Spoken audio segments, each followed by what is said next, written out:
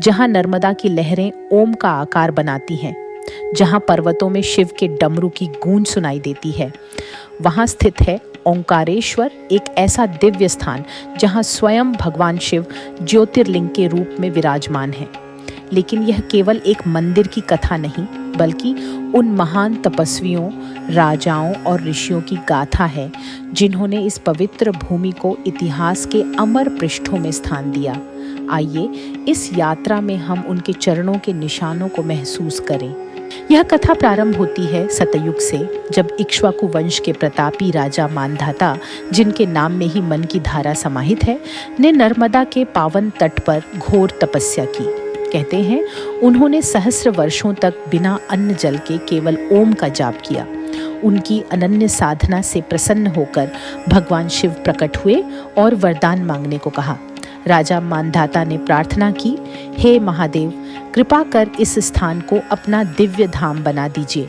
यहाँ की हर शिला, हर कण आपके नाम से पूजित हो।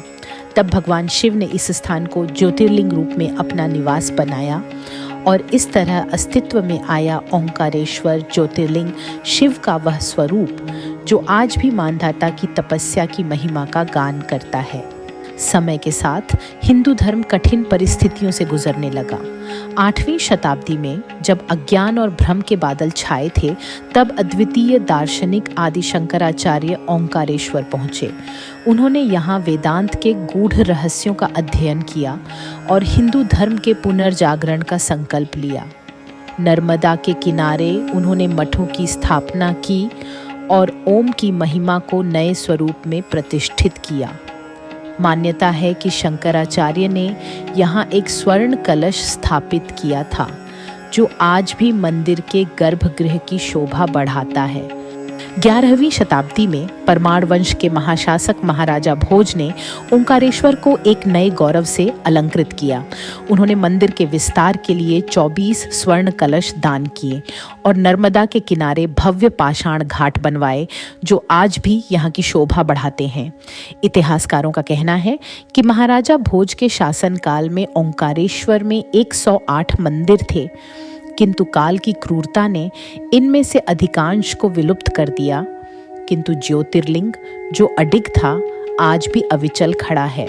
16वीं शताब्दी में जब मुगल सेनाएं ओंकारेश्वर तक पहुंची, तो सम्राट औरंगजेब ने मंदिर को ध्वस्त करने का आदेश दिया। लेकिन शिव भक्तों ने एक अनोखी युक्ति अपनाई। उन्होंने रातों रात मंदिर के मुख्य द्वार को विशाल पत्थरों से बंद कर दिया।